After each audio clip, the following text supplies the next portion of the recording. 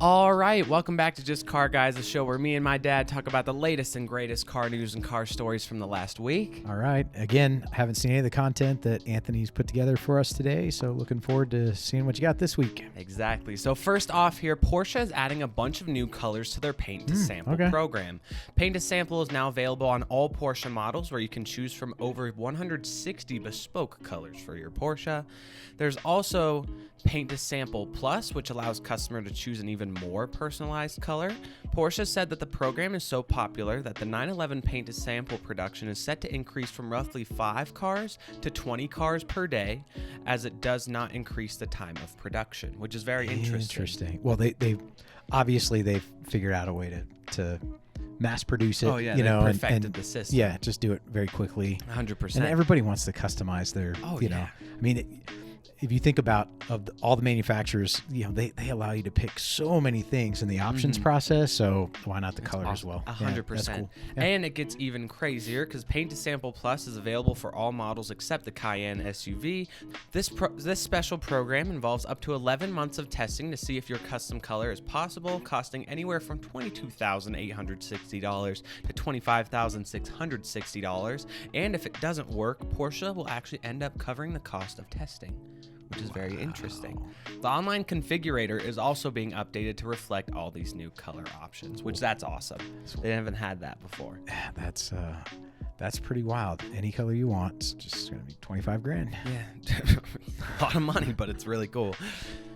Next up, Genesis has revealed their newest flagship sedan. So introducing the 2023 Genesis G90. Details are very sparse besides these images that were released showing a true large sedan that is sure to be luxurious. The G90 will most likely be built on the same platform as the G80, but with a stretched wheelbase. The G90 will also receive a long wheelbase version to give passengers significantly more room. It is expected to be powered by a twin-turbo 3.5-liter V6, as it is unknown if the 5-liter naturally aspirated V8 from the current G90 will be returning. Most likely, we will also get an EV version called the electrified G90. I can't wait to see it. Like, I'm sure. I bet the interior is ridiculous. They're so good with their design work and everything, really and bringing it kind of to like another level. Even Genesis, though they're lately they've been doing great. Like I've really been liking their newer stuff. It's pretty awesome. Did you say, and I just wasn't paying attention, like what the approximate price point's going to be when it's okay. Huh. Curious who they're fighting for. Agreed. I mean, it's got to be an S-class competitor. Yeah. But like the budget version. That's kind of what Genesis is about, really. Yeah, but I bet they bring it, though. I bet. 100%. It'll be a worthy competitor. Yeah. Cool. Yeah. I bet it's like a private jet in the back of that thing. I bet it's so comfortable. Now, we go from something elegant to something ugly. Here we have the BMW. That should be your keyword there with their recent design choices. Here we have the BMW XM concept, set to be the first standalone M car since the original M1 from the late 1970s. What? Okay, this is where it gets worse. So this 750 horsepower plug-in hybrid SUV is being made to commemorate the branch's 50th anniversary, creating incredible performance cars. This is their commemoration for 50 years of M cars, by the way.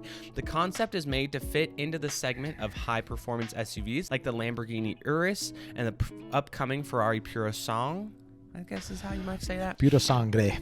Oh, okay, there we go. Fancy over here. Especially with recent sales revealing 1 out of every 3 M cars sold in the U.S. is a SUV. The new SUV will be sold as a performance model only, and the concept that we see today is 80 to 90% of the production version arriving at the end of next year. What are they doing? Well, here, dude, that looks horrible. I have a couple of comments. So look, I get the whole, like, they need to get after the sport SUV segment, right? Now they're talking about like commemorating the M. Like I feel like that is a sedan all the way. They should have done that, right? And that, not necessarily bring that out to cover that PR move, right? What they should have done is put this awesome powertrain and done some crazy stuff like the M5 or something. Yeah. Or the M3, the classic model that everybody loves. Right, to celebrate, right? Yeah. Now here's what I would say about this though. They've taken it and made it more an SUV. It's not a car, right? It's got a truck front end. It's like the Bentley, But, sure. Right? Yes. So they have done that for some reason. Right. And also, like, do they really? Yeah, I don't know. 80 to 90% of the. Can you imagine seeing that on the? That looks terrible. Yeah, I Dude, don't know that I'm a fan of that. Yeah. It looks awful. I really hate it. Maybe when you see it in real life, it'll be better. The interior is nice. That's cool. Grandpa's leather couch on, That looks like your favorite like baseball glove. Like that is just Like, dude, what are they doing? I don't understand. I just don't get it. It's a departure for their SUVs to make them more truck-like versus car-like, right? But you can do that and not look like trash.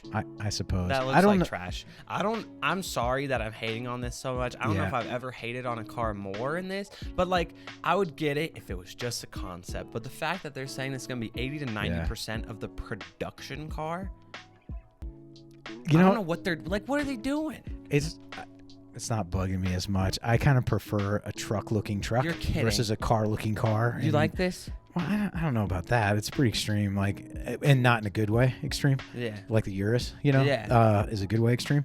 But my beef is more like they're using this to celebrate M, which just doesn't that drives make sense me nuts. To me. Yeah. Like that has to be a sedan or a coupe. You cannot do that with an SUV. I feel like it, yeah.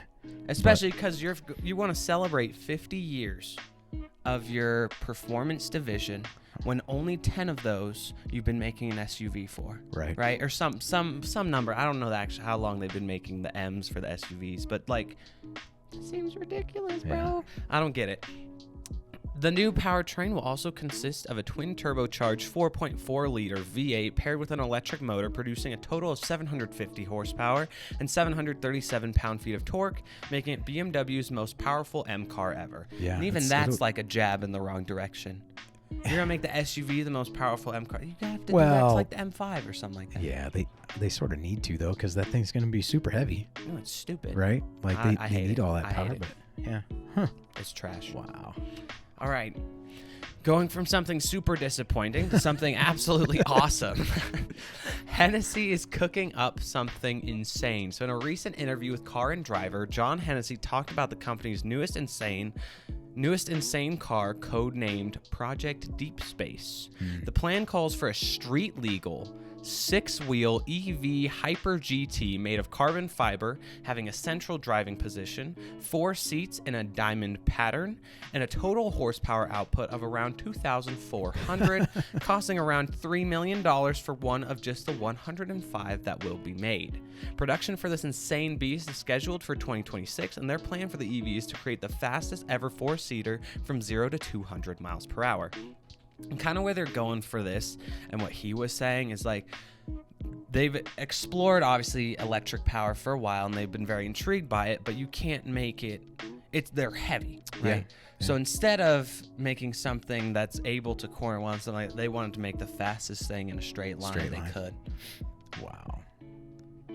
I can't wait to see what the exterior's like truly going to look like. It looks like it's going to be like McLaren Speedtail-esque. Yeah, it does. Like you see sort of the cockpit compartment, and then the silhouette around the outside, is but real swooping versus like jagged edge, So that's going to be interesting. It's going to be very interesting.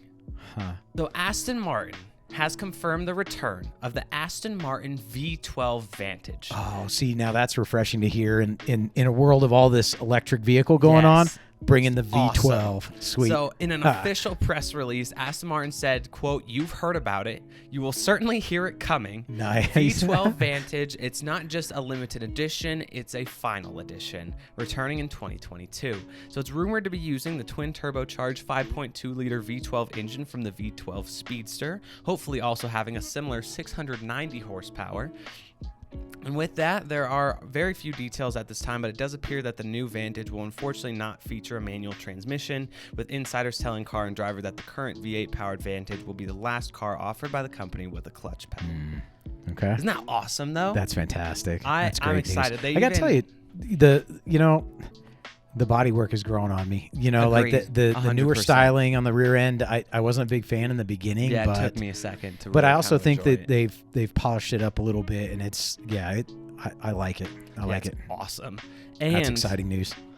if you have a chance, go over to YouTube, search it up. They released a little teaser of the sound. Oh, okay. Incredible. Okay. Awesome. Now, from a V12, we go back to electric here. BMW has teased the next generation of 7 Series. Last year, BMW confirmed an EV version of the 7 Series would be available, and with recent teaser images of the new EV model dubbed the i7, it was shot testing in the snow. Seen in camouflage, BMW is testing driving dynamics and the electric powertrain's capability to withstand the intense Swedish cold up near the Arctic Circle. Unfortunately, their camouflage is quite effective at disguising the final really look of good. the i7, leaving most of the final design up to the imagination. They did a fantastic job at making sure you couldn't see anything. All those squiggly lines just blur And your that's- sense of reality. You Like gotta think just about how don't- incredible that is. Yeah. Like, they really Just somebody just messes with your head. like, You're I trying have to. Yeah. cannot That's good. imagine how this car looks, and I kind of like it. What I can see, though, is there's not a massive stupid grille on the front of it, Wow. Yeah. making it look Maybe. dumb. Maybe just have it covered up. No, please don't. BMW, please don't. They did put the plate way low, right? So, Yes. because in a lot of the others, the bigger grill, it's right down right in the center. The back's even worse. You can't tell anything. It's crazy. They did a great job. Huh. So BMW is also expected to offer both gas-powered and hybridized versions along with the i7, with BMW saying the i7 is, quote, based on the same vehicle concept as all further model variants of the BMW 7 Series. Okay. And there's a little picture of it. I just thought that was interesting in the middle of nowhere, and there's a little Charge plug-in station. charge station. Now, more EV stuff. Lexus continues to tease their first EV for the US market. So Lexus has shared the first image of the 2023 Lexus RZ, the brand's first EV for the United States. The vehicle appears to be closely related to the Toyota BZ4X, featuring similar design language around the whole exterior with a Lexus spin on things, as you can probably... Makes sense. I mean, Yeah. totally makes sense. The model is expected to be called the RZ450E, as Lexus has recently trademarked the designation already. With the 450 in the name, it is expected to feature a 2-motor all-wheel drive setup. Unfortunately, this seems to be the theme of today's videos. There really are no more details on this. They released this picture and they kind of just left it to our imagination. Well, I want to see Now, more.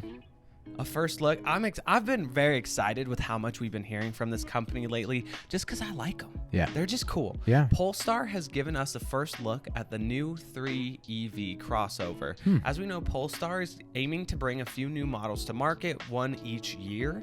Here we have the first image of the Polestar 3. There are very few details on the powertrain, but Polestar CEO Thomas Inglenlath confirmed it will offer both single and dual motor configurations. Polestar also announced the 3 will eventually receive autonomous highway driving LiDAR technology, and we will be getting more details on the specs and features when it officially debuts sometime in 2022, going on sale at the end of 2022. All right. Maybe It's we'll cool. start seeing a few of them around. I know. I'm kind of getting like a Tesla vibe. Yeah, like with the rear especially. Oh, agreed. It's going to be very interesting to see what it Model officially looks like. Y-ish. Yeah, 100%. Yeah. This is interesting. Nissan has a crazy new racing concept. So the Nissan Aria Oh, okay. is a single-seater race car for the EV future. The design draws a lot of inspiration from Formula E, even featuring a halo safety device to protect the driver's head. Yeah. The race car uses the road-going Aria crossover powertrain, so even though Nissan did not provide any spec for the car, it is safe to assume has the same dual motor setup capable of 389 horsepower and 443 pound-feet of torque, which in that thing would be fantastic. This is very cool, but sadly, don't expect this thing to ever see the light of day because it's just Nissan designers messing around having fun, it appears. Oh, but man, they're not going to make just one. I wish. Yeah, That'd be awesome. That'd be cool. But again, sometimes seeing those things, it breathes new life into like the future. Like you 100%. you know where their brains are at. You know, after they step away from this drawing board and then they start making some other stuff that's actually going to go to production. You know, they'll pull bits and pieces from it as like inspiration. You 100%. Which would be cool.